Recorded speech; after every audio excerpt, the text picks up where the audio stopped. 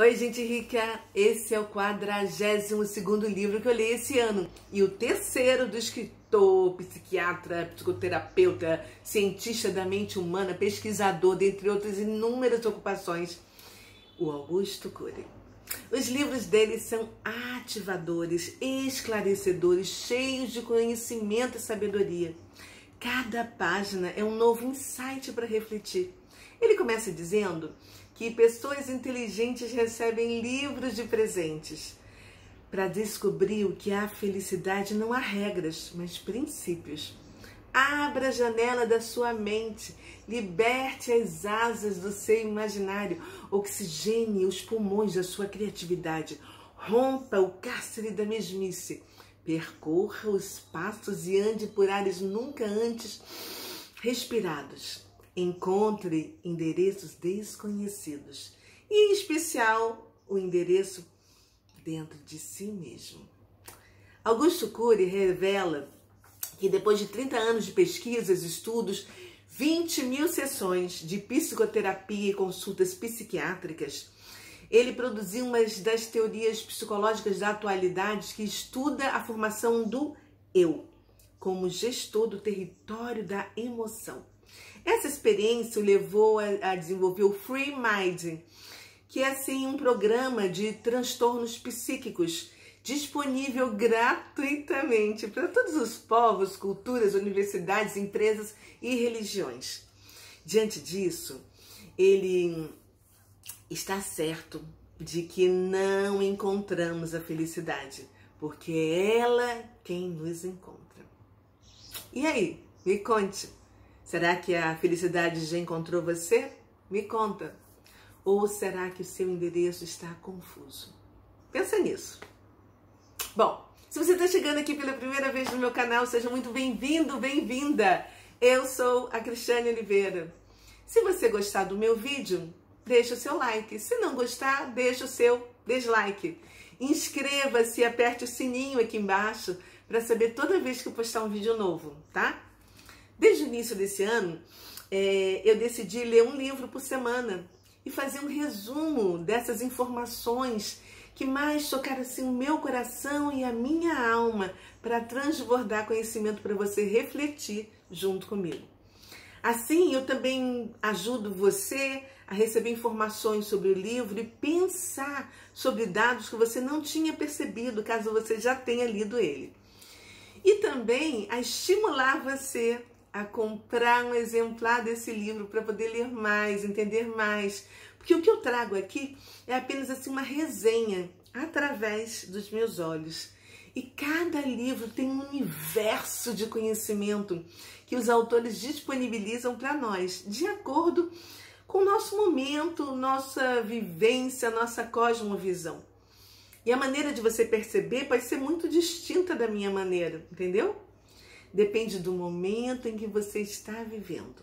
Então, simbora! Vamos para o livro em questão. O título é Felicidade Roubada. Você já preparou a pipoca? O seu caderninho de anotações para extrair os insights e anotar o que mais te chama a atenção? Então, simbora! Bom, o Augusto Cury, ele nos oferece, ao preço deste livro, uma aula sobre a mente humana. Ele nos ensina teorias, ferramentas e nos introduz conceitos médicos científicos sobre a gestão da nossa mente. De tal maneira como se nós fôssemos, assim, testemunhas oculares das sessões terapêuticas que ele, como psiquiatra, desenvolveu durante meses com o seu paciente, que é assim um renomado médico neurocirurgião. Na verdade, era o bam da sua área, entendeu? E apesar dele ter assim extirpado tumores, estancado hemorragias, operado aneurismas. Você conhece alguém com aneurisma? Eu tenho 2 queridos amigos que foram operados e ficaram sem sequelas, graças a Deus. Bom, apesar desse neurocirurgião ter eliminado assim focos epilépticos, enfim, de ter entregado a vida dele para cuidar do cérebro dos outros, ele foi traído pelo seu próprio cérebro. Este intenso livro, ele narra assim a história desse médico, que o cara é fera, e o Augusto Cury mais ainda, com a sua arte, sua poesia, ele nos oferece, nos presenteia com um diálogo intelectual, nos fazendo conhecer os problemas que nós podemos passar. E ainda nos mostra de que forma nós podemos e devemos nos posicionar. Eu preciso dizer que eu li o primeiro capítulo assim em lágrimas, porque o autor escreveu assim cenas de vida de um advogado, famoso criminalista, andando de bike com seu filho, e ele sofre um acidente e precisa urgentemente ser operado. Aí o pai consegue contactar, né, o melhor neurocirurgião, que é o protagonista desse livro, do melhor hospital que estava num evento, e conseguiu convencê-lo a imediatamente para o hospital. Não por dinheiro, sabe? Ou por ser um paciente importante, mas pela humildade do pai, que conseguiu tocar a emoção do médico. Eu li essas primeiras páginas assim, vertendo com o pai e a mãe o líquido essencial, o único que nos torna verdadeiramente humanos, e nada mais, que são as nossas lágrimas. Quando o ser humano está sofrendo, independente da intensidade da dor para ele, é o mundo que está ferido. Quando o ser humano cala a voz para bilhões de pessoas, é mais alguém partindo. Mas para os seus íntimos, é o universo colapsando. A emoção nos torna únicos. O cirurgião, ele atendia executivos, riquíssimos empresários, celebridades, e todos eles pagavam muito caro pelo tempo dele, tá? Mas ele também fazia questão de todo ano operar gratuitamente algumas pessoas carentes. E o fazia com a mesma motivação, por trabalhar excessivamente e ser assim muito eficiente, entendeu? A paciência não era uma de suas habilidades emocionais. Vamos parar um pouquinho para a gente pensar nos médicos que são cirurgiões da mente e do coração, que são assim os dois órgãos que mantêm a vida. É inegável que a morte ronde os locais cirúrgicos todos os dias. Muitos médicos, como mecanismo de defesa, eles aprenderam a se distanciar, mesmo que esse mecanismo não seja saudável, entendeu? Aí a gente tem que pensar qual é o limite entre a insensibilidade e o distanciamento gerado por uma proteção emocional benéfica. Já parou para pensar? Será que os médicos não perdem a humanidade nessa trajetória? O autor diz que os melhores médicos são vendedores de tempo, são os mais eficientes em driblar, enganar ou espantar o fim da existência. Mas muitos deles morrem mais cedo, se não fisicamente, pelo menos emocionalmente. Muitos médicos vivem assim sua profissão com um altíssimo risco. A sobrecarga do trabalho desumano, as pressões profissionais, a urgência das decisões e a necessidade de se atualizar estão, sabe, adoecendo coletivamente os nossos médicos. A medicina é uma ciência assim, em constante mutação, né? E é preciso estar preparado para as pressões sociais e para esse ritmo alucinante de reciclagem profissional. Eu acrescento que o juramento que esses profissionais fazem é assim de buscar o bem do paciente. O código de ética deles traduz o juramento assim que é vedado ao médico tanto causar dano ao paciente, né, por ação, quanto por omissão. Eles precisam agir diante do pânico e da dúvida. As decisões precisam ser tomadas pontualmente. Não dá para esperar passar. O cérebro não é somente o centro do comando, é a essência da existência e da consciência humana. Se a gente silenciá-lo, é como se a gente calasse a vida. Se fôssemos trocá-lo, se isso fosse possível, né? Seria assim, substituir a personalidade. Há um momento em que mesmo assim os mais fortes e previsíveis seres humanos penetram em áreas nunca antes respiradas. Vivem inimagináveis capítulos da insegurança. O médico, o cirurgião, ele está assim no meio de uma cirurgia. E o autor, o Augusto Cury, ele conta a história que nos colocando assim em suspense, entendeu? Quando no meio da cirurgia ele sentiu assim o mais sutil e o mais hostil dos fantasmas da emoção. O mais presente, o mais subliminar dos alarmes. O mais primitivo e o mais atual dos medos. Começou a assombrá-lo. Ele foi assim invadido pelo medo de infartar e de morrer subitamente, sem ter o direito de defender a própria vida.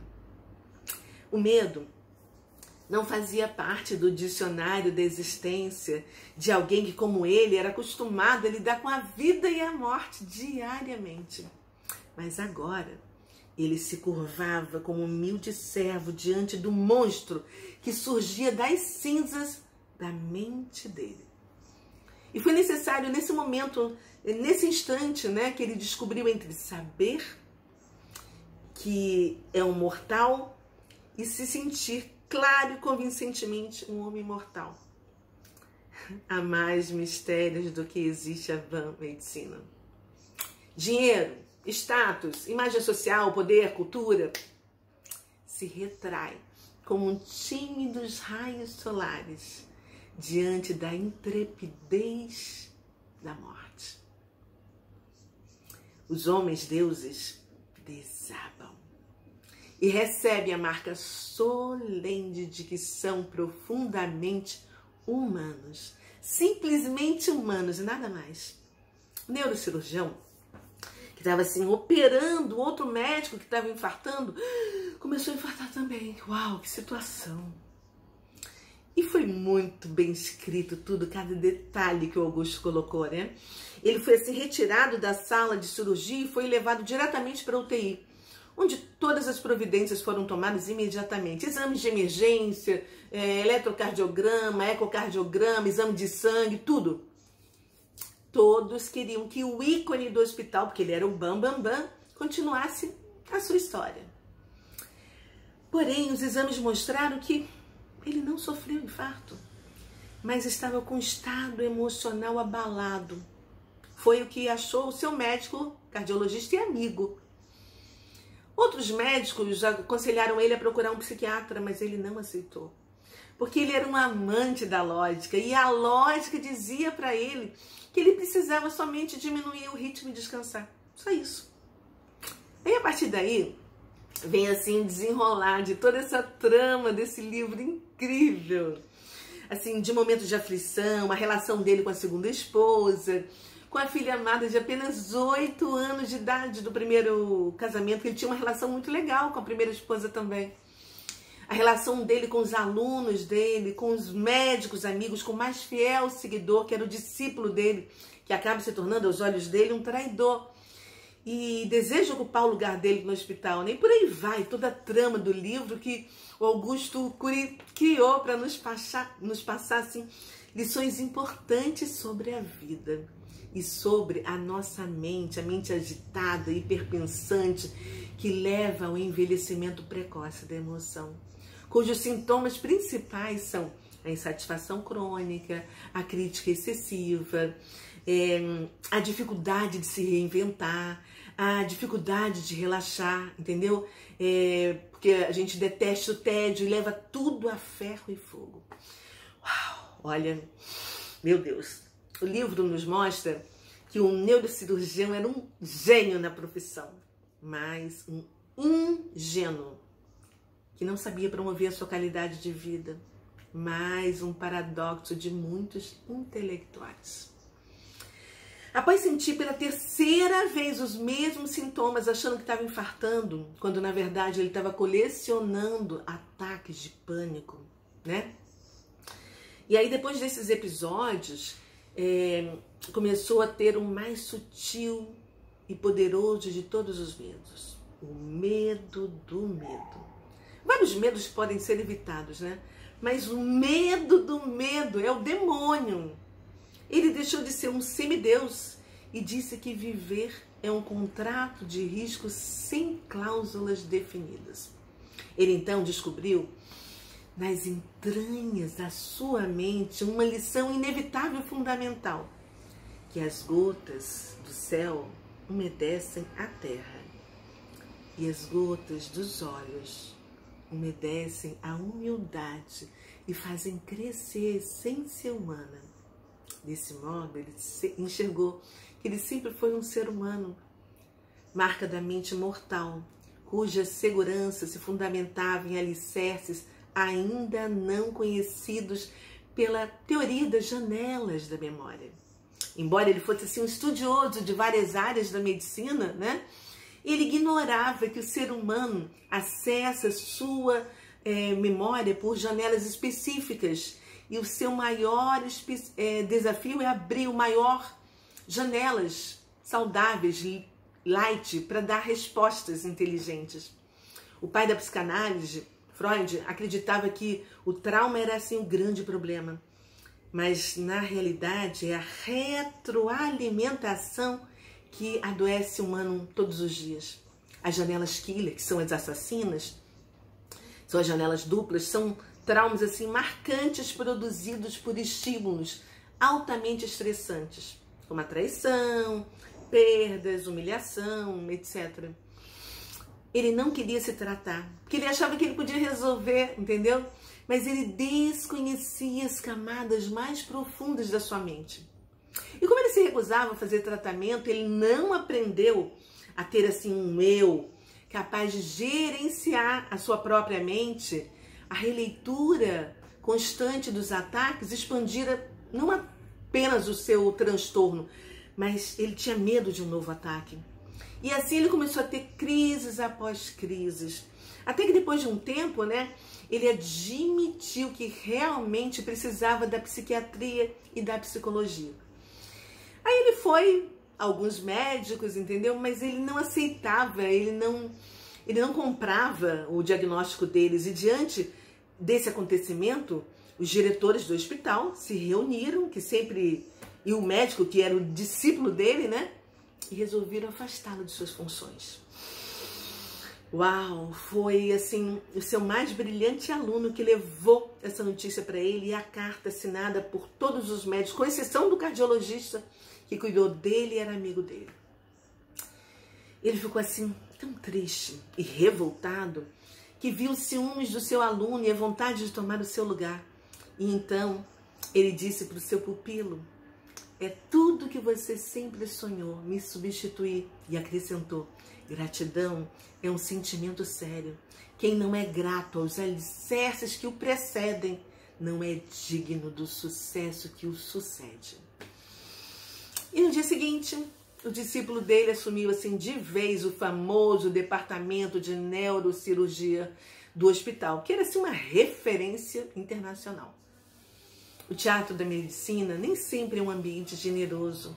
O brilhante orador, extraordinário professor, eficiente neurocirurgião, dono de uma confiança ímpar, agora era considerado por todos como um desequilibrado.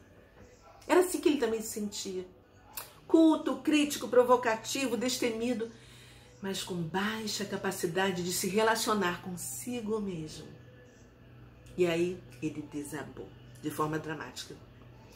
Aí ele continuou a retroalimentar suas crises, que foram se transformando em plataformas traumáticas, e a fobia começou a assumir outras roupagens. Ele tinha medo de ser um profissional inútil, ele tinha medo da exclusão social, tinha medo de não ter como sobreviver. E como ele resistia aos tratamentos, ele começou a ter uma fobia atrás da outra. E como sequela, a fobia social, caracterizada pelo medo de estar com outras pessoas, né? De frequentar ambientes sociais, de falar. Mas o que ele mais temia mesmo, assim, na verdade, era assim, ser rejeitado por sua esposa e de não ser admirado por sua filha. E aí o tempo foi passando, e de repente ele não conseguia mais sair de casa. Ele, assim, recusava todos os convites da filha para ir a algum lugar, até para tomar um sorvete. E o homem que anos atrás parecia assim indomável, agora era simplesmente um escravo no território da emoção. Os anos se passaram, a filha dele cresceu, logicamente, né? E agora ela já era assim, uma jovem e admitia que seu pai era mentalmente doente, tinha limitações e que parecia condenado ao isolamento social e à insignificância profissional, embora ela nunca tivesse aceitado isso. Ele procurou vários psiquiatras, mas não aceitou nenhum diagnóstico que eles tentaram vender. E ainda disse que o médico era, assim, no bom sentido do termo, um vendedor de tempo, de esperanças. Mas muitos profissionais não aprenderam isso na faculdade. Ele, então, deixou a barba crescer, parou de se importar com as suas roupas, com a aparência dele. Ele parecia, assim, um zumbi dentro de casa. Era difícil crer que um homem assim tão brilhante pudesse ter chegado a esse estágio de desconstrução. E naquele momento da leitura, sabe, me veio assim à mente quantos homens e quantas mulheres se deixaram definhar após a aposentadoria. Você já parou para pensar nisso? Eu conheço várias histórias assim, infelizmente, de pessoas que assim o ócio multiplica as ideias perturbadoras, como o câncer multiplica as células egoístas. O grande amigo dele insistiu que ele fosse assim, um novo psiquiatra. Aí ele relutou, mas acabou indo. E finalmente descobriu que os seres humanos constroem presídios de segurança máxima nas camadas mais profundas da sua mente. E a partir daí começa assim um diálogo sensacional de dois profissionais inteligentíssimos, trocando informações preciosas sobre a mente humana. E nós saímos ganhando com isso. Embora ele assim estivesse longe do centro cirúrgico para não se sentir completamente inútil e para não enlouquecer, ele lia frequentemente a literatura da área dele, que é a neurociência. Ele se arriscava em ler e entender o mais complexo dos mundos, que era o cérebro. No fundo, ele queria entender o próprio cérebro dele, né? Ele estudava anatomia, metabolismo intracelular e as conexões entre as células e os neurônios. Ele estudava os neurotransmissores, que são assim como carteiros que enviam mensagem de uma célula para outra, né? Com a serotonina, adrenalina, noradrenalina e por aí vai. E desse modo, o neurocirurgião, isolado da sociedade, na masmorra da sua casa, ele mergulhava na microbiologia, na química, com o intuito de descobrir as causas da depressão, da doença de Alzheimer, do autismo e, em especial, da síndrome do pânico, que era o que ele estava sentindo no fundo, né? Ele, assim, analisava, né, o cérebro, feito assim também por aparelho de ressonância magnética poderosos e penetrantes. Ele via imagens que consumia tanta energia quanto o submarino nuclear. Apesar dele ser assim um gênio da biofísica cerebral, ele desconhecia os mistérios do funcionamento da mente e as emboscadas nela existentes. Na terceira consulta com esse mesmo psiquiatra, ele assumiu que a culpa era unicamente do próprio cérebro dele, de mais ninguém. O psiquiatra, então, disse que nunca tinha conhecido ninguém que nunca tinha culpado outras pessoas por se encontrar naquele estado. E o cirurgião acrescentou que os psicólogos e psiquiatras são muito românticos, divagadores, sonhadores e não percebem que precisam assim, de um choque de lógica, de neurociência. Então ele foi assim instigado pelo psiquiatra a dizer o que ele achava de tudo aquilo. E animado, né? Ele, incombalido, mas estudioso médico, começou a colocar essas fascinantes ideias sobre a mesa. E a gente que sai ganhando ao ler tudo aquilo, porque os estudos atuais indicam que nós temos mais de 160 mil quilômetros de fibras no nosso cérebro, gente. O suficiente para dar 4 voltas em torno da Terra. Nós estamos compreendendo cada vez mais os caminhos do raciocínio, da percepção, da nossa memória, enfim, das funções cognitivas. Ele diz que tem estudado sistematicamente os avanços das imagens cerebrais. Nós estamos num impasse, porque eles acreditavam que com a evolução tecnológica poderiam ser distintas o cérebro de um esquizofrênico, de um depressivo, de um autista ou de um portador de síndrome do pânico, por exemplo, entendeu? Mas, no entanto, eles têm falhado, porque os cérebros desses pacientes parecem iguais. Mas, particularmente, ele diz crer que a diferença indelectáveis que estão assim na intimidade do metabolismo cerebral. E a conversa entre esse neurocirurgião e esse psiquiatra com suas mentes pensantes foi tremendamente estimulante, né? E eles começaram a evoluir, começaram a conversar sobre diálogo terapeuta, sobre o poder dos placebos e sobre a ideia de estudar detalhadamente o processo de construção dos pensamentos, para ficar assim perplexos. As leis, eles falam que tem assim uma linearidade, né, lógica e previsível. Por isso que elas são leis, né? Já o processo de construção dos nossos pensamentos rompem com as leis da física e da química. Uau! Ao final desse admirável diálogo, o psiquiatra diz ao neurocirurgião, né? Você definitivamente nunca teve uma psicose. A sua construção de pensamento transita dentro dos parâmetros da normalidade, ainda que você crie fantasmas. Mas eu afirmo com todas as letras que mesmo os surtos psicóticos não apequenam o ser humano. Ao contrário, revelam a sua sofisticadíssima construção de pensamentos, ainda que desprovidos de conexão com o mundo concreto, entendeu? Gente, a conversa assim seguiu assim por vários capítulos nesse nível. A educação mundial deve passar da era da informação para a era do eu, da gestão humana. A era da informação produz a tecnologia, que hoje nos deslumbra, porém não é capaz de produzir mentes livres e maduras, cujo eu, que representa a capacidade de escolha, saiba direcionar pensamentos, proteger emoções e construir relações saudáveis. Observe que nós estamos assim no apogeu da psicologia e da psiquiatria e nunca vimos tantos transtornos psíquicos. Nós estamos no apogeu da indústria do lazer, mas nunca vimos tantas pessoas tristes e desequilibradas. Estamos assim no ápice do acesso à informação. Olha a internet, olha o 5G chegando aí, gente. Mas produzimos repetidores de dados, de narrativas, em vez de pessoas pensantes. O que verdadeiramente precisamos é de uma nova era da educação mundial. A era do eu, como gestor, como escritor, protagonista e dono da sua própria história. Após muitas conversas, né, o neurocirurgião descobriu, abismado, que a sua mente era assim como uma grande empresa, sem um diretor e à beira da falência. Assim ele começou a percorrer, sabe, o mais incrível de todos os mundos, a sua própria mente.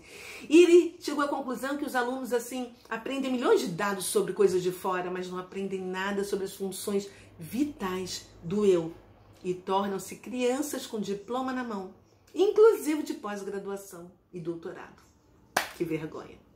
O psiquiatra continuou explicando que assim, uma das mais graves, incapacitantes síndromes psíquicas é a síndrome do circuito fechado da memória, e que existem duas vertentes, a da psicoadaptativa e a atencional. Ele explicou que essas duas síndromes são responsáveis por provocar quase todas as desgraças humanas, os transtornos psíquicos e as suas consequências, inclusive as guerras, tá? Os suicídios, os homicídios, o esfacelamento dos romances, a destruição da relação entre pais e filhos, entre professores e alunos. Elas também são assim responsáveis pelo engessamento das habilidades intelectuais e emocionais de um ser humano. Todas as experiências com alto volume emocional pode levar ao fechamento do circuito da memória. E a conclusão é que temos mais armadilhas mentais do que imagina a psicologia. Uau! O psiquiatra, ele diz que não trata de doentes, mas de seres humanos em construção. Olha que coisa linda! Incrível, né? Com todas essas novas informações, né? O neurocirurgião, ele disse que estava assim angustiado, porque estava por causa das sequelas emocionais que abatem os menos favorecidos e os menos protegidos. Se ele, que tinha uma personalidade relativamente estruturada, desmoronou diante da síndrome do pânico, imagine as crianças abandonadas pelos pais. Imagine assim, as abusadas sexualmente. Imagine as vítimas de atos terroristas, dilaceradas, outras pelo bullying das escolas. Olha a preocupação dele, tão real, tão atual.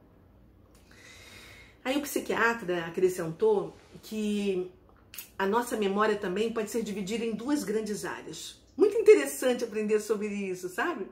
Ele fala assim que existe a memória existencial, né? E a memória de uso contínuo. Aí ele explicou que a memória existencial, que é a inconsciente, ela é imensa. Ela contém todas as experiências arquivadas desde a nossa vida fetal. Ela é a memória que contém assim a nossa biografia, toda a imensa periferia, sabe, da nossa memória. Tudo que deixa de ter um uso frequente vem para essa memória existencial.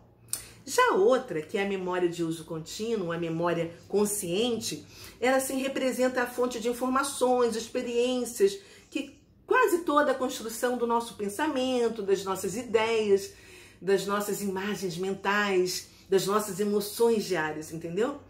É ela quem financia a nossa capacidade de ver, de sentir, de reagir e que corresponde, assim, ao retorno de 2%. 2% só, gente, de toda a nossa memória.